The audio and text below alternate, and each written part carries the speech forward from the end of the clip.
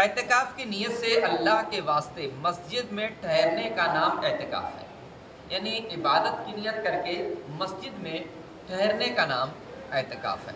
اعتکاف 3 قسم کا ہے: واجب، سنت مؤکدہ اور مستحب۔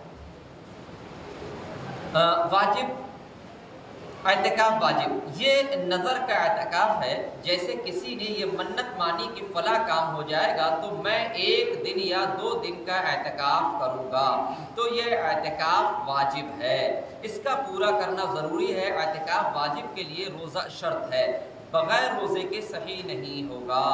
یعنی کسی نے منت مان لی، دعا مانگی کہ صاحب اگر میرا یہ کام بن جائے، یہ مشکل ٹل جائے، میں امتحان میں پاس ہو جاؤں، یا میری جو پریشانیاں ہیں یہ دور ہو جائیں، یا میرا جو بگڑا ہوا کام ہے وہ سنبھل جائے، اور تو میں 1 دن یا 2 دن یا 3 دن یا 5 دن یا 7 دن کا اعتکاف کروں گا، تو اب یہ اعتکاف واجب ہو جاتا ہے، اس کا رکھنا ضروری ہے، نہیں رکھے گا تو گنہگار ہوگا۔ اس اعتکاف کے لیے روزہ شرط ہے، روزہ رکھے گا، رات کو عبادت کرے گا، دن کو عبادت کرے گا، مسجد میں ہی رہے گا اور مسجد سے باہر نہیں نکلے گا۔ اعتکاف سنت مؤکدہ یہ رمضان کے پورے عشرۂ اخیرہ، عشرہ کہتے ہیں 10 کو، تو عشرۂ اخیرہ یعنی رمضان کے آخری 10 دن، عشرۂ اخیرہ یعنی آخر کے 10 دن میں کیا جائے گا۔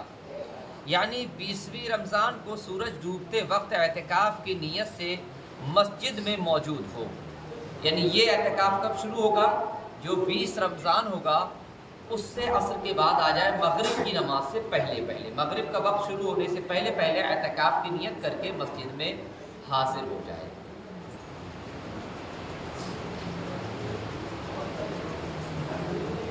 یہ اعتکاف سنت مؤکدہ کفایہ ہے کہ اگر سب چھوڑ دیں گے تو سب پکڑے جائیں گے، اور اگر ایک نے بھی کر لیا تو سب چھوٹ جائیں گے۔ اس اعتکاف میں بھی روزہ شرط ہے، مگر وہی رمضان کے روزے کافی ہیں۔ یعنی یہ 10 دن جو اعتکاف کریں گے ان کے لیے بھی روزہ شرط ہے، لیکن جو رمضان کے روزے چل رہے ہیں وہی، کوئی یہ ہے کہ روزہ نہیں رکھ سکتا لیکن اعتکاف کر رہا تو یہ اعتکاف نہیں مانا جائے گا، بلکہ اگر اس نے نیت کر لی تو یہ واجب ہو گیا، اب اس کا ادا کرنا لازم ہوگا، نہیں ادا کرے گا تو گنہگار ہوگا۔ اعتکاف مستحب، اعتکاف واجب اور اعتکاف سنت مؤکدہ کے علاوہ جو اعتکاف کیا جائے وہ مستحب ہے۔ اعتکاف مستحب کے واسطے روزہ شرط نہیں، یہ تھوڑی دیر کا بھی ہو سکتا ہے، مسجد میں جب جائے اس اعتکاف کی نیت کر لے، چاہے تھوڑی ہی دیر مسجد میں رہ کر چلا آئے، جب چلا آئے گا اعتکاف ختم ہو جائے گا۔ یعنی جیسے ہی مسجد میں داخل ہوا، مسجد کی دعا پڑھی اور اس کے بعد اعتکاف کی نیت کر، 1 منٹ بھی رکے گا، 10 منٹ بھی رکے گا، 50 منٹ بھی رکے گا، گھنٹہ رکے گا، 2 گھنٹے رکے گا، اعتکاف کا ثواب ملتا رہے گا۔ اور یہ اعتکاف توڑنے کی کوئی وقت مقرر نہیں ہے، جب مسجد سے باہر چلا جائے گا اعتکاف خود بخود پورا ہو جائے گا۔ یہ مستحب اور سنت اعتکاف۔ نیت میں صرف اتنا کافی ہے کہ میں نے خدا کے واسطے اعتکاف مستحب کی نیت کی یا سنت کی نیت کی۔ مسئلہ، مرد کے اعتکاف کے لیے مسجد ضروری ہے، اور عورت اپنے گھر کی اس جگہ میں اعتکاف کرے جو جگہ اس نے نماز کے لیے مقرر کی ہو۔ یعنی مرد کے لیے شرط ہے کہ وہ اعتکاف اگر کرے گا تو مسجد میں ہی کرے گا، اور اس مسجد میں کرے گا جس مسجد میں 5 وقت کی نماز ہوتی ہو، یا نماز کے لیے اب تو ماشاءاللہ سب جگہ نمازی ہیں، یا پہلے ایسا ہوتا تھا، آپ نے بھی بہت سی مسجدیں ایسی دیکھی ہے کہ انتظار کرتے تھے کہ کوئی دوسرا آ جائے، تیسرا آ جائے تو جماعت ہو جائے۔ اگر امام اور مؤذن فکس ہیں جس مسجد میں، چاہے جماعت نہ ہو پا رہی ہو کسی وجہ سے، تب بھی اس مسجد میں اعتکاف کر سکتا ہے۔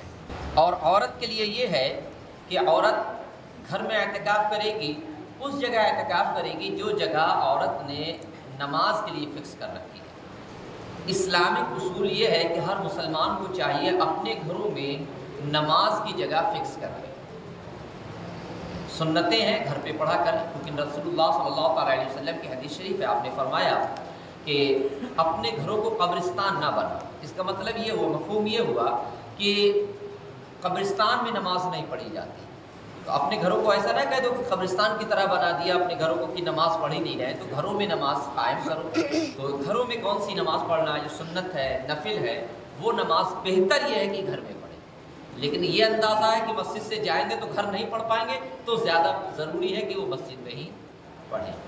تو بہتر یہ ہے کہ ہم اپنے گھروں میں جگہ بنائیں جس میں مرد حضرات نفل وغیرہ سنت وغیرہ پڑھا کریں اور عورتیں وہاں فرض نماز پڑھا کریں، اور جہاں عورتیں نماز کے لیے جو جگہ وہ فکس کر لیں گی وہیں اعتکاف کر سکتی ہیں، دوسری جگہ اعتکاف نہیں کر سکتی۔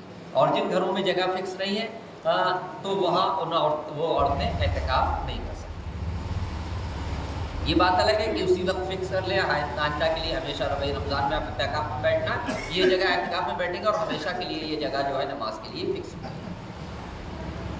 مسئلہ معتکف یعنی اعتکاف کرنے والا۔ معتکف جو مسجد سے بغیر عذر نکلا حرام ہے، اگر نکلا تو اعتکاف ٹوٹ جائے گا، چاہے بھول کر ہی نکلا ہو، جب بھی ٹوٹ جائے گا۔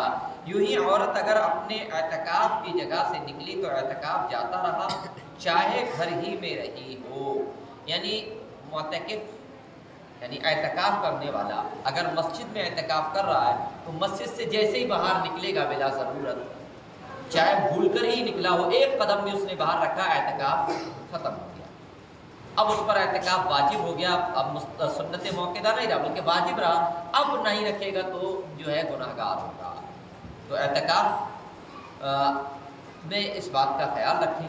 عورت اگر ہے اس نے جو جگہ اعتکاف کے لیے فکس کی ہے، اگر اس جگہ سے باہر نکل گئی چاہے گھر کے اندر ہی رہی، اس کا اعتکاف پھر بھی ٹوٹ گیا۔ مرد کا یہ ہے کہ مسجد میں اعتکاف کر رہا ہے، پوری مسجد میں جہاں چاہے آ جا سکتا ہے، مسجد سے باہر نہیں نکل سکتا۔ لیکن عورت کے لیے جو جگہ فکس کی ہے بس اسی ایریے میں رہے گی، اس سے الگ جو ہے یہاں تک کہ کھانا بنانے کے لیے بھی اپنے لیے نہیں جا سکتی۔ اگر یہ بات الگ ہے کہ کوئی کھانا بنانے والا گھر میں ہے ہی نہیں تو اپنے لیے کھانا بنا سکتی ہے۔